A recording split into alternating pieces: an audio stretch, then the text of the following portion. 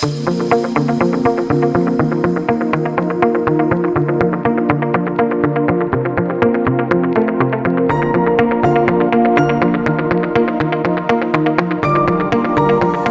excited to welcome three senior leaders to the trio as part of the Monday Morning Learning podcast. We have Shubhayu Sengupta, Chief People Officer, Zeta. Warm welcome, Shubhayu. Thank you.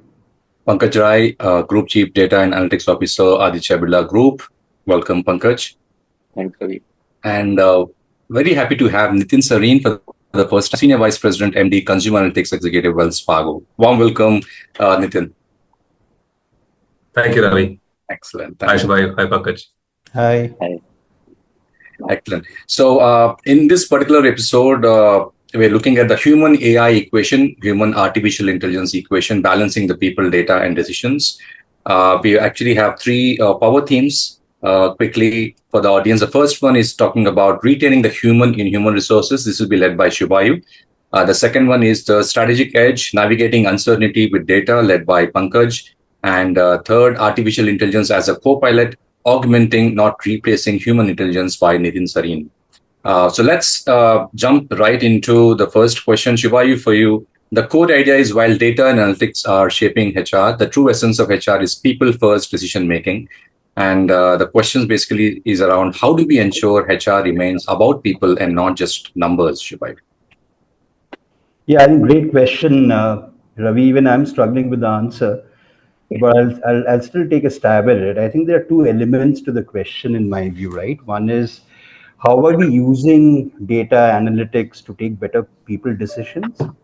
And the other is, is it all about only data and insights, or is it also about ensuring that, what we used to call in the good old days, the psychological contract, is it also as continue to have as important components things like values, behaviors, culture, and all of that, right?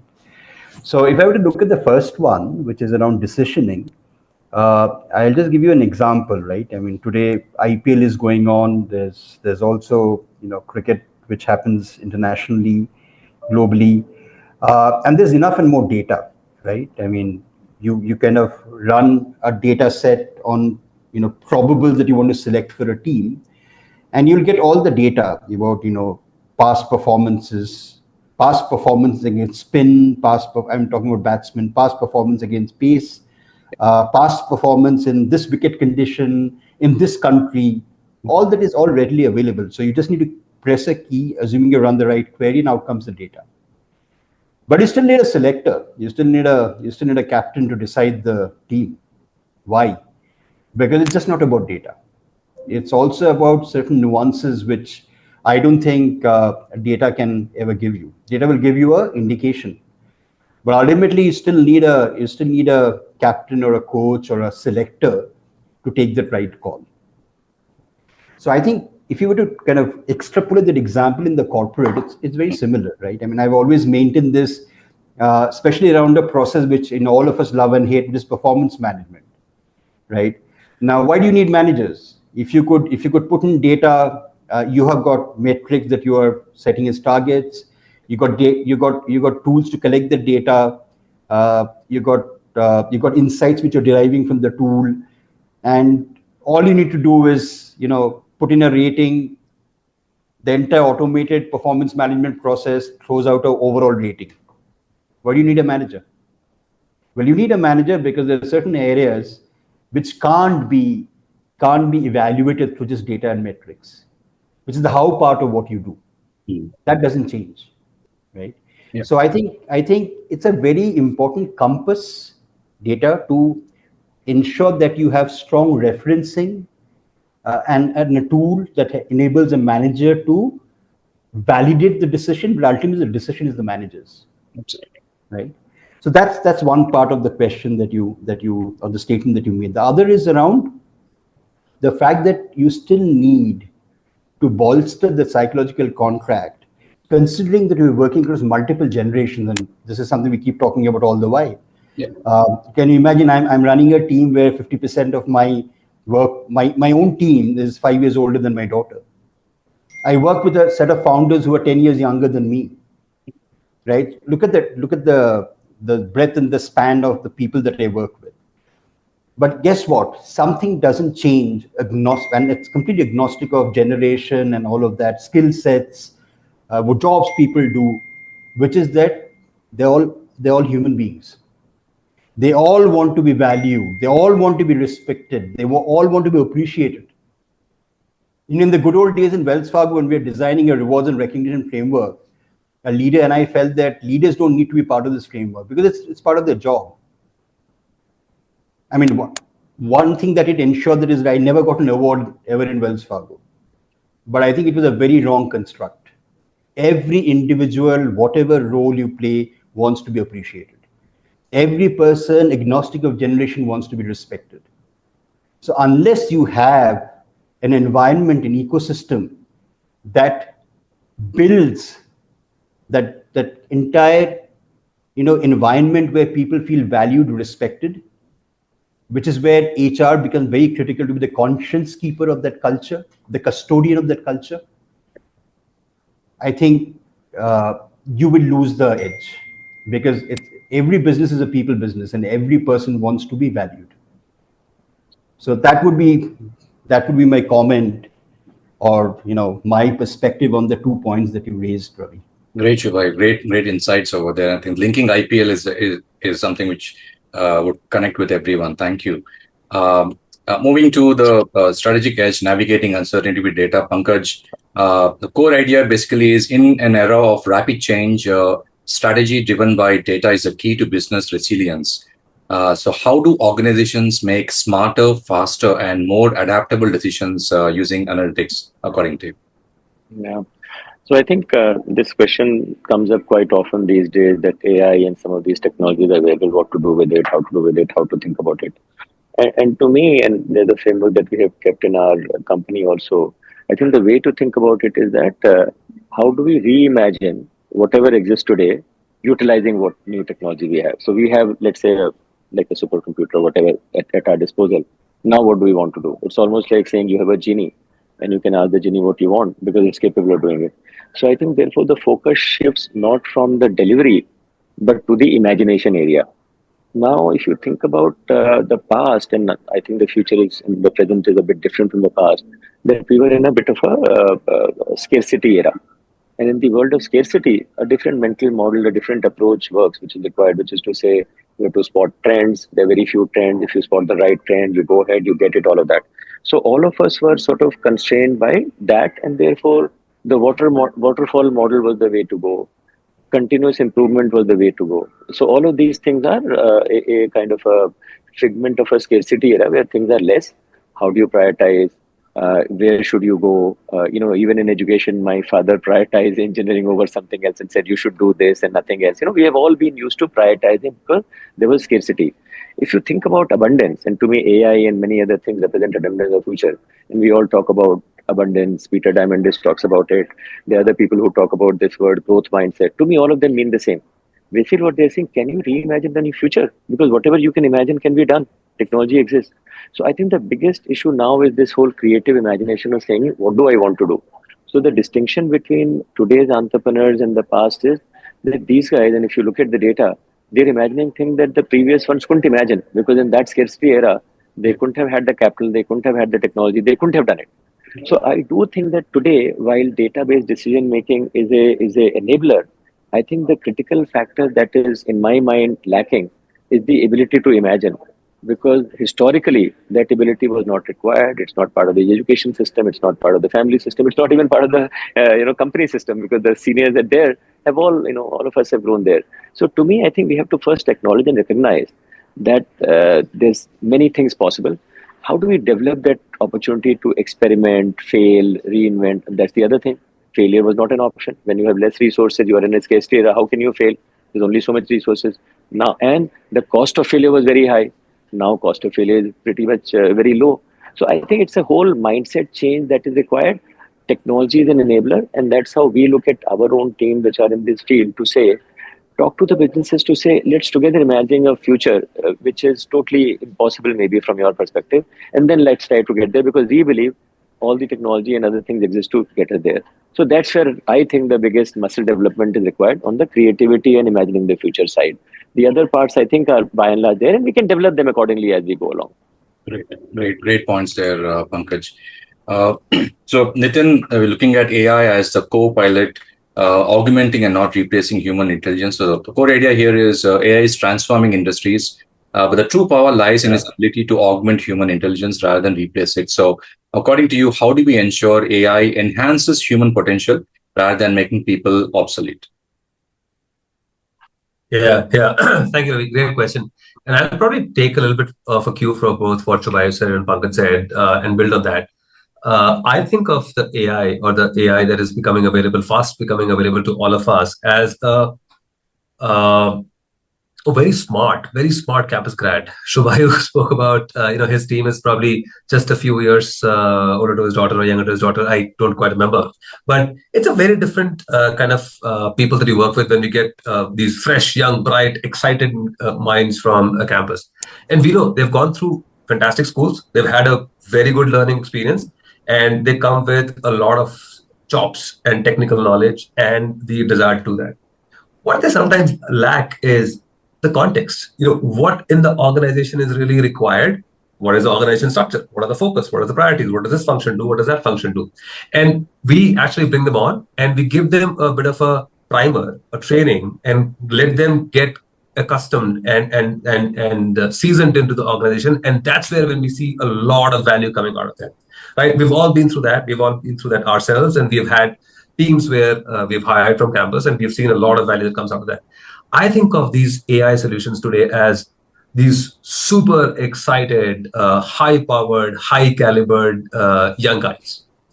And we need to bring them on and really leverage them, what Pankaj was saying, as reimagine and rethink what would be the future of work. So that we can unencumber our existing teams, our processes to not be run the way they have been run forever in a very staid way, in a very old way, in a very manual way, if you will, or inefficient way.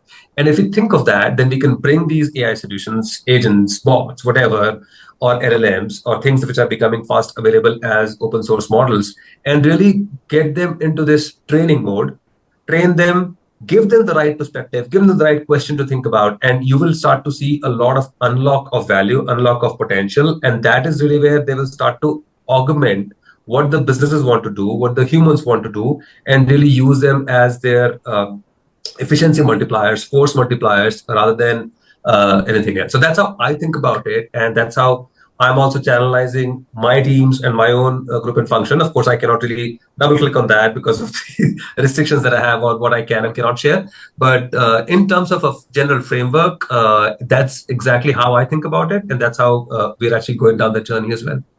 Excellent. Thank you so much, Nitin. So we are done with the first segment. The second segment is where you need to ask a couple of questions. So Shubhayu, we'll start with you. Can you ask your first question to Pankaj and then to Nitin? Yeah.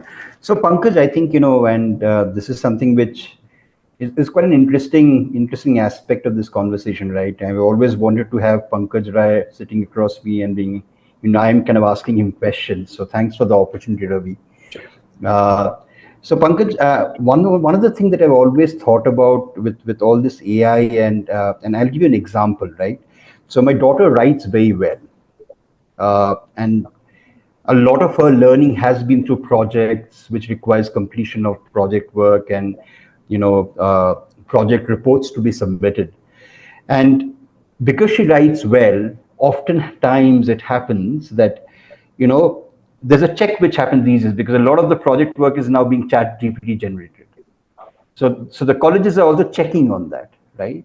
And they have a tool which will give them an idea that it's 50% seems to be not original, right?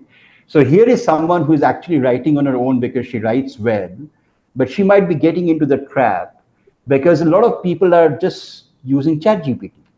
So my question is a bit controversial, which is that because of all the tools that we have at our disposal, are we not allowing people to think, which they would have done earlier? Are we stopping people from using their creativity because the answer is there at the press of a button? Is that something which is really helping the talent capability or even personal and professional development of the next generation? Sure, Shubhayu, great question. And I think this is something very relevant for all of us. And I think I often say that a lot of things that are happening now are nothing new. They are just manifesting themselves in different shapes or forms. So to me, any new technology from the power loom, the Luddites to now was resisted. Because somehow, while on one hand, look at the irrationality of human beings. On one hand, all of us will say, I get bored. I don't want a boring job. Don't give me a repetitive job.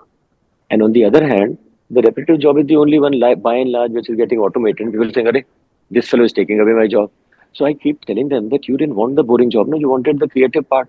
Why don't you enhance your creativity and fill your time with, in fact, I did that in my previous job in Dell when a lot of people would do reporting, which was manual. And I would tell them, why don't you just automate it? And once you get the free time, you can do analysis and other things, right? Many people didn't do it because they were so happy doing that manual job. So to me, I think somehow human beings resist change, even if they say they don't. And we all have to come out of that model. I mean, to me, the example that you gave, I think these teachers, in my opinion, are just wasting their time using ChatGPT tools to, assess what your daughter can do. I think they should be doing something totally different. So to me, right now, the problem lies with the system, which is unable to figure out what to do with their time. And if they don't know anything, they will do something. And to me, checking ChatGPT and plagiarism is, I think, to me, not the most priority task. They should be thinking about how to make this girl more creative. How can she do this? How can she do that? Ask her what she can do. So to me, a lot of existing systems are unable to figure out how to take care of new technology, because the new technology these days is somehow eliminating 90% of the work. Earlier it would replace 20% when people do something. So they don't know any better, but they have to do something because they have 8 hours. So they'll try to sometime mismanage the current system. So to me right now, the bigger risk is not that we have great technology. The bigger risk that people's lack of creativity will make them do bad things. To me, this is one example of that. And we have to challenge each of us to say, whatever the technology can do, can we do something beyond that? By the way, in my own team, some people say that, so we are a central team and we do a bunch of things and we are trying to develop some capability within the larger group. So one of the jobs of a central team is to develop everyone's capability. So many people are scared that if we develop their capability, what will happen to us? So I say, does the coach get scared that Sachin Tendulkar will hit a century? Think of yourself as a coach.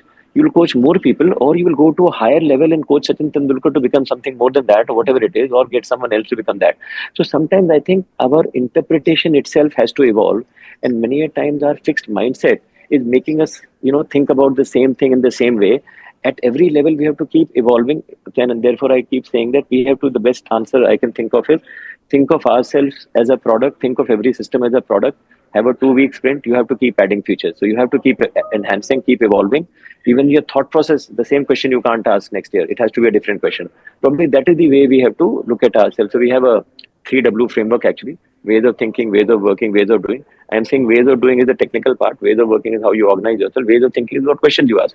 All through has to keep evolving. And if you're asking the same thing or doing the same thing next year, you're probably not evolved and you have to question yourself. Many a time the top two layers stay the same. The bottom keeps evolving, which is worthless because you have the best technology.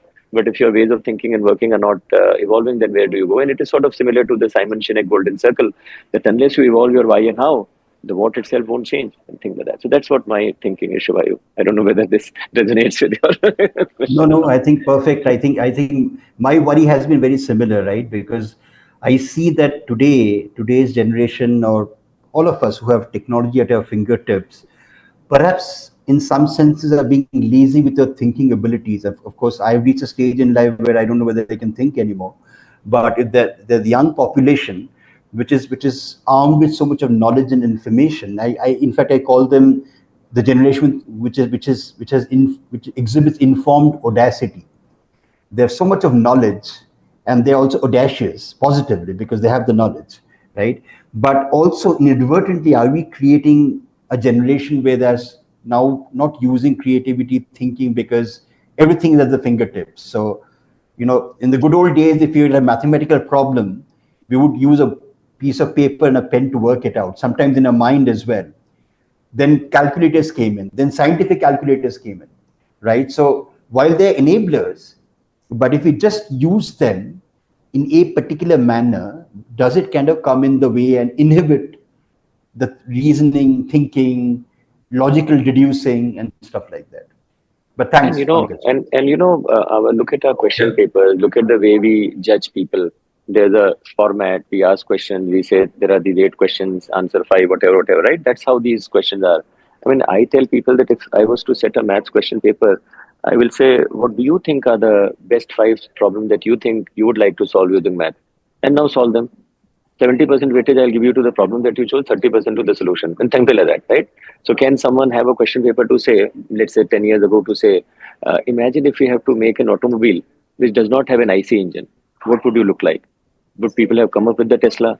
If you were to say, imagine in physics that you have to bring a rocket back to Earth and land it, how would you do it?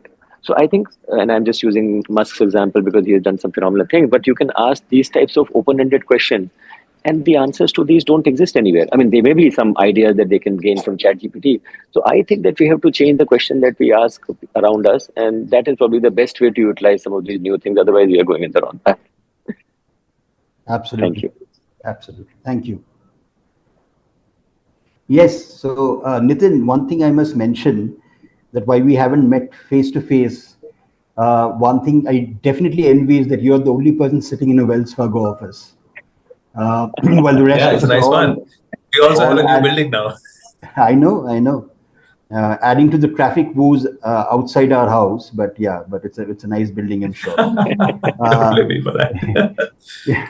So my question to you is that, considering that, the fundamental thing that you spoke about is that how do we ensure that human intelligence is augmented by using of some of these tools and, models?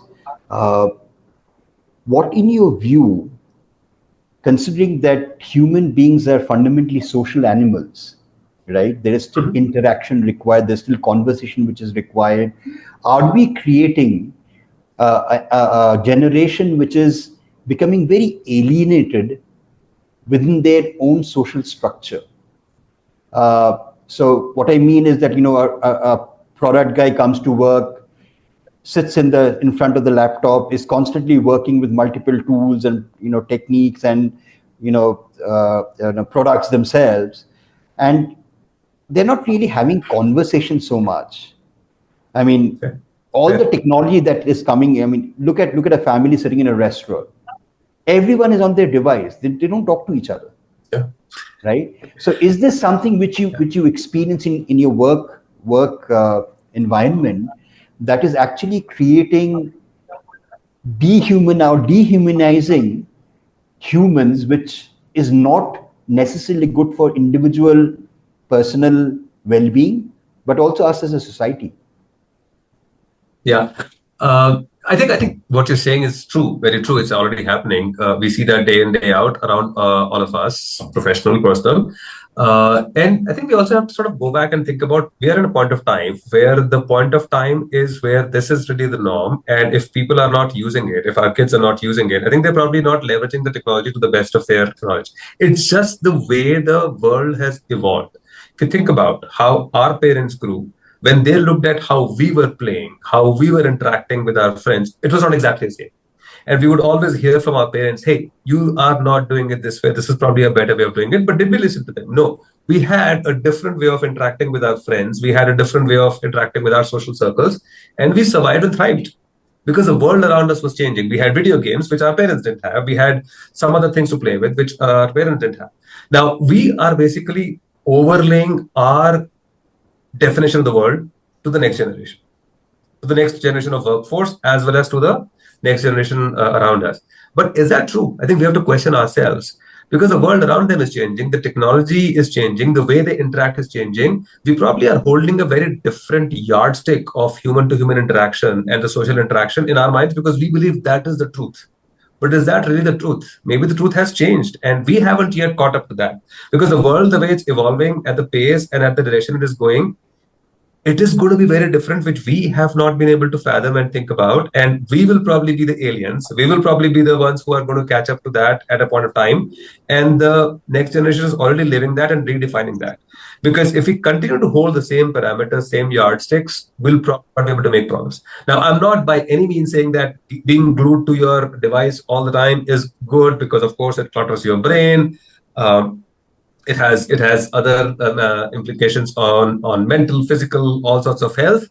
So that's the way we have to sort of balance it. But to say that one is bad and one is better than the other, I think it probably is a bit of a static thinking and not really thinking about the future. That's how I look at it. And I try to sometimes also interact with the newer generation, my son, as well as some of the other younger people around, through their means, through the means that they prefer. Am I always successful? Probably not. But at least we try to cover the bridge and cover the distance halfway. Probably not the most popular opinion, but that's my opinion. No, absolutely. And I think it also perhaps alludes to the fact that with human beings, there's no binary, right? I mean, it's not a black and white necessarily, and black doesn't mean it's bad, right? So I think Exactly. the realization of that is very important for all the generations. There's merit to Exactly. thinking from both lenses. So great. Exactly. Thank you so much. Exactly. Yeah. Just to add on to that, some time ago, our parents were the ones who were deriding us for spending so much of time on the social media. And today you see a lot of parents, the previous elder generation, when they have a lot of time, they're spending a lot of time and they're finding a lot of information, and they really get excited when they use social media, right? So I don't think there is anything which is truly bad or good, as you rightly said, black or white. It's how we use it, how we interpret it, and how we also keep moving along with the times. Of course. Thank you. Pankaj to Shubhayu. Yeah. So, Shubhayu, I think one fundamental question, what does it mean to be human, again, in the age of AI? And therefore, how are you seeing the role of a HR professional change in this context? So, I mean, sort of related question and sort of related to what we were discussing. Just wanted your feedback, because you've been in this profession. You've seen so many things evolve. So what do you think about this topic? Yeah. I mean, I must mention that the reason why I've been in this profession for so long is that I haven't got any other job, and I believe this is the only thing perhaps I can do well. That's kind of lack of modesty, I must confess. But yeah, so I think great question, and I genuinely believe. And I was having a chat today with my people partnering team, and I was telling them that be very careful about how you balance the use of automation, AI, and all the tools that we have versus interacting with people. So it's about realizing that, especially in HR, every transaction that we do, we're influencing someone's life. I think that is principally something which needs to be embedded in the DNA of every HR profession. Because the moment you realize that, the responsibility that comes with it is something which people understand. It's overwhelming at times, Pankaj, right? And I think it's important that every HR professional gets that and realizes that anything else is an enabler, right? So today, when you have a conversation with a business leader, or when you're trying to look at enhancing the employee experience, which is at the core of everything that you do, use of AI, use of automation, use of data analytics are very strong, compelling, impactful weapons in your arsenal. But what you do after that, in terms of the conversation that you have with people, the insights you get when you listen to them, how you have that transaction with an individual, is what decides that fundamental component of that psychological contract. Psychological content is still very, very important. And it's essentially about what is it that the employee is experiencing every day, in every transaction, every minute in the workplace that they come to, or whether they work virtually, right? So I think that part is something which I genuinely believe, is a tight balance. Never in the past has this been such a huge ask from HR professionals that, hey, you know what, you need to be agile, both in terms of your response and your thinking, but also in terms of what is available in the market to enable you to be more successful, which is AI, automation, tools, data. On the other hand, don't become a robot yourself, right? So it's kind of fascinating. And if people don't get this, because if you have at the core of all of this, Pankaj, which is employee experience and the fact that you are responsible for that and creating the impacts on somebody's life. I know it sounds melodramatic, but I genuinely believe this. If you can get that, then everything will fall in place. I really like this analogy, Shubhayu, and this is the first time I think someone has given this analogy that almost you're saying you're like a doctor, because the doctor really has to think many times before you give advice. Versus, I wouldn't sort of say that, but like consultant. I mean, you don't expect consultants to touch lives, although they are doing a job advising all of that. So I don't want to demean many good consulting friends, but I really like the idea because many a time people look at their job as a consultant. I'll do something, but the doctor analogy that you alluded to, I really liked it. So thank you, Shubhayu. Nitin, this is about, and all three of us on this table have worked both in Indian organization and in multinational organization in various capacities and so on and so forth. And we have had past experiences and we are also seeing where the world is headed. So I'm keen to know from your own experience on, if you look at AI as a technology, and this is more generic and you may draw upon your own experiences or outside, it's nothing to do with the current company and so forth. How do you see the approach to AI, if at all, distinct between Indian organizations and multinational organizations?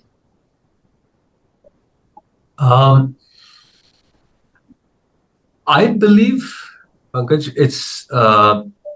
and again, it's my opinion, it's probably a little bit more to do with the industries, less to do with the markets, because I think the market is getting quite flattened. As we know, the world is flat all over. Whatever technology is available, the moment it gets open source, it's available to everybody. There could be a few differentiating factors in terms of the amount of research, amount of investment the local governments and local markets are putting in, which could probably cause some of the startup ecosystem to become a little bit more differently paced at different geographies and markets. However, I think of it as a little bit more on the industry that we're in and the rules and regulations of the market that we're playing in, which sometimes dictate the pace of adoption and acceleration. And something which is a little bit more regulated, where there is, let's say for banks, a fiduciary responsibility and what and how and what sort of the latest and the greatest in terms of technology that can be used, is generally a more cautious approach versus something which is a little bit more not as regulated, is a little bit of a quicker and faster adoption, and you can make mistakes. You can make mistakes which could also be costly, but it's not necessarily impacting the fiduciary aspect of it. So I'm actually sharing my example from when I was at Walmart versus when I have been in banks in the past as well as now. The things that we could do at the pace, at the cutting edge, almost bleeding edge, was very different. Young kids, as I was talking about, I always get excited about getting a lot of young ideas. But in my previous job at Walmart, they could experiment with anything and everything, and there was no restriction, and they would come up with some fantastic ideas. We also have young and bright kids in financial service industry who also have equally same amount of capability, but sometimes are more restricted on the latest and the greatest version of what is available. And it's not that we don't want to do it. We want to be a little bit more cautious that we are not exposing our industry or the decisions that we're making to a certain amount of risk, which is right now untested. So I look at it from that lens, not necessarily from the markets that we're operating in. And I see that is more of an equalizing force rather than the general market that we're operating in. And you're right, Nitin. And I think it looks like globalization has flattened industries, and industries behave very similarly world over.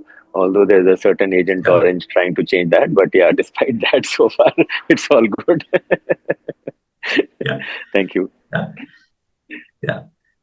So now it's up to me to ask you both questions. And I was initially thinking that I asked Shubhayu the people-related question and Pankaj the strategy-related question, but let me flip that. Why stay straight-jacketed? So Pankaj, I wanted to sort of understand what I see it as is the AI technology, all of the stuff has made machine-to-machine interaction very, very seamless. I mean, machines interact with each other all day long, and they don't even think about it. we are getting very, very, in fact, we spoke about it, like human to machine interaction is becoming more and more prevalent. We are making more and more headways in that. How do you think with all of this, human to human interaction is evolving, or is that remaining same? Because I know you do have a lot of thoughts. I know I've heard you about how ways of working, ways of thinking, ways of operating. We spoke about, or the 4C framework. How, in your mind, you think of this as a three-layered interaction layers: machine to machine, human to human, and any of these evolution and the innovation that we are seeing is changing the top layer of human to human interaction. Right, right, right. And I think I always go back to Simon Sinek's start with the why. So I think the opportunity today is for every 7 billion people to have their unique identity. I think we don't have to live in cohorts. I believe that some of these technologies and UBAs and all will allow each individual to follow their own path. That n is equal to 1, r is equal to something like that. That you can have an individualized experience, individualized life path, and so on and so forth. So therefore, these days I don't like to talk in terms of cohorts. Whether it is country or company or whatever, I talk in terms of my own self. So, and the easiest thing is to talk about your own self, or how do you think about it, and what have you done about it, and maybe other people have to again introspect and start with their why, or discover their why and figure out what works for them. So to me, in fact, I was I was in a college and I was talking about all this why and all of that, and then some student asked me, "What's your why?" I said, "My why is probably the same that your grandmother and mother is telling you, just be a good person, don't harm anyone. If you can help them, please help them." So I would say that after all, this thing, I can't come up with a better why for myself, because to me it appears that that's what guides my day-to-day, long-term, any interaction. I mean, I don't have a unique why, because people are all sometimes looking for some unique this thing that my first statement has to be unique. I think, by the way, that framework also, when I said, they asked, is it proprietary? I said, no, it's all open source. Your execution of it will be proprietary. So you will have to apply it to your own unique situation, so on and so forth. So I think, if you look at my own interaction with machines and AI and all of that, it is pretty much negligible. In fact, I have once, some time ago, given a talk that I don't see the relevance of AI in my own life, except that I get paid for working in that field. Because if I look at my day-to-day life, there isn't much need for AI. I get up in the morning, I go for a run or a walk, I talk to people. Once in a while, I check WhatsApp when I get the time. I use the phone, or maybe GPS is being used in walking. But frankly, to me, AI doesn't exist because I don't use it for any particular purpose. But if you were a scientist, you'd use it for something or whatever. So I would think that if we start focusing on what is important to us, our own objective function, and then figure out what are the relevant, important, dominant variables and work on that, I think what tends to happen is that we are all born in a society where we don't have an objective function. We are a variable in every other person's objective function, starting from parents to friends to everyone else. And the cause of stress, to me, occurs to us because we don't have our own function. I believe that if we are able to over time evolve our function, help people understand, and it's not to say don't listen to others. You can incorporate everyone's objective function, and yours has to be higher than that, to say, yeah, I understand what my parents want, but I don't want to always listen to them. I'll help them understand why I'm doing what I'm doing. I don't have to always do what my bosses and friends want, because I know what I'm trying to do. So I think if we can all try to figure out and discover and appreciate and be confident of our own why and why we are doing, and help others explain, to me, it's a utopian Carnot's engine type world. There's no stress, but that won't happen. But at least we can strive to do that. So therefore, to me, some of those other questions don't necessarily resonate with me. To me, this is the primary question. If answered, other questions will probably disappear. Yeah. Okay, it's always great. Your altruistic thinking always comes through, and I've seen that so many times over the years.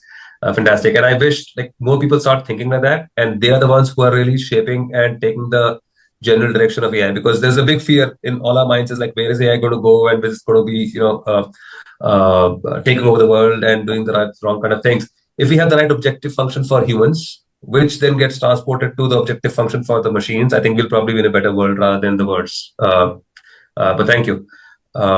So I have a question to you, which I thought was going to be a strategy, but it's a strategy and people related question together. Pankaj spoke about changing the way of thinking about solutions to thinking about problems. And if you can make that shift, it probably will be a better way to really leverage the tools available at our disposal at the right way, in the right way. How are you thinking in your team, organization, or maybe even broader, or what are your general thoughts about how do we really shift that for ourselves when we think about our workforce for future? How do we really build a strategic plan, a strategy for shaping our workforce for future where we are thinking about the right problems, not necessarily about just solving the problems that we have. Any thoughts on that? I would be happy to hear. Yeah, so I think one thing which Ravi would have been able to tell you before, which would have ensured that you don't ask me such difficult questions, is that strategy is something which I rarely understand. So but yeah, with that disclaimer in mind, I think fundamentally when I look at how we build for the future, I think it's a question of, look, I mean, at the end of the day, like traditional organizations in the past, there would be an annual operating plan which will go on for a couple of years and you build everything around it. That doesn't exist anymore. You plan every quarter. I mean, I work in a startup, so you probably plan every month, right? And things change. I mean, things change so fast that you have multiple variants of the org structure, which have emerged in our place over the last 10 years, because you have to be agile, right? So while you solve for problems and not necessarily just focus on solutions, I think that long-term perspective is still there. I think you really need to understand. So I keep discussing with some of the leaders here that where do we want to go? Who are we? Right? If you're a banking technology company and this is what we want to do, then how do we ensure, as an example, what's our talent supply chain? Right? So if you were to look at mapping the entire life cycle, right from having a conversation with a potential client in the finance world, BFSI segment, and looking at finally getting the client onto your roles, and then supporting and setting up the client and supporting the client, what are the skills you need, right? And what are the skills you have? I don't think in most places we have this really well crafted out. I genuinely believe that if you don't craft this out, you are actually kind of living every day. And beyond a point, that's not sustainable. So essentially, the entire talent supply chain, has multiple components to it. Ensuring that what are the skills that would be relevant not now, but going forward. So as an example, one of our founders is very clear that what we have today will perhaps not help us reach where we want to be. Now, where do we want to go? That's not a solution for any issue now. That's a problem we have. And unless we change our thinking in addressing that, this is where we want to be, and to go there, how are we going to build our entire talent landscape with what we have today versus what we need tomorrow? I mean, you keep hearing about reskilling and upskilling and all that, right? But honestly, I don't think as a profession we've done a great job in really mapping what exactly we need, and more importantly, where are we today, right? If you were to build, and you can build models around it, if you build in models with certain assumptions of attrition, promotions, your talent hiring that you've been doing, right, then it'll give you a very clear indication of your buy versus build strategy for problems of tomorrow. And I'm perhaps using the people lens because that's the only thing I can do, but it perhaps gives you also an example of an answer to your question. So I think that it does. I think yeah. So that I really like the way you said that we also have to start. Sorry, I think there's a lag. Please go ahead. No. Yeah. I'm done. So you're saying something. Yeah, I was saying my takeaway was like, as you said, like, are we really defining where the organization needs to be? And that is the problem for tomorrow, that we have to really focus our minds on, and then the solutions will emerge. And then the talent for tomorrow and the ways of working of tomorrow will automatically emerge. The only challenge which is happening, if you ask me, is that problem, the duration of the problem is not anymore 1 year, 2 years. Oh yeah. It's perhaps 3 months, 6 months. Yeah. Which makes it imperative that as leaders in every function that we manage, we are 10x times more agile. And I think that is where we all have to give ourselves 2 weeks to really start to iterate on our MVP. Absolutely. Absolutely. Yeah. Back to you, Ravi. Thank you so much. I mean, I've been silent for almost 20 minutes, but it was not that I understood 100%. But as I was telling Shubhayu when we started off, I think every day, every hour, I interact with you and record. It's been a huge learning, and I'm pretty sure that there's a lot of excitement on LinkedIn, especially, and I get a lot of messages saying that I think you're doing the right thing. I take a lot of encouragement and motivation from that. So thanks a lot for your time, Shubhayu, Pankaj, and Nitin. And it was lovely to see your message at 4 o'clock. I got very excited, Nitin. Great that you're part of the team with this trio as such. So thanks a lot for your time, and this will be released pretty shortly. And you know the drill. We'll have a lot of teasers before releasing the entire episode. So thanks a lot for your time, three of you. Thank you. Yeah, thanks, Ravi. Thank you, everyone. Lovely chatting with you everybody. all. Yeah. Thank you. Bye-bye. Thank you. Bye. Thank